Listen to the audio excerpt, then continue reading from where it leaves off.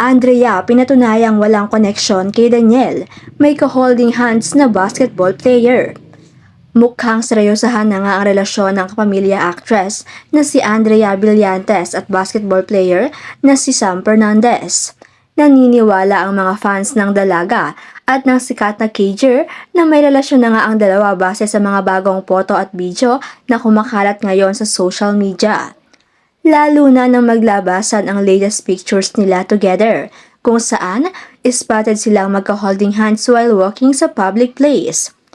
Nagsimulang kumalat ang chikang may namamagitan ng something sa pagitan ni Andrea at Sam last February matapos silang makitang magka-date sa isang restaurant nitong nagdaang Valentine's Day, kung saan ipinakita pa ng actress ang kanyang natanggap na bouquet o pink of roses, isang patunay na wala na siyang kinalaman kay Daniel Padilla na kilalang ex-boyfriend ni Catherine Bernardo.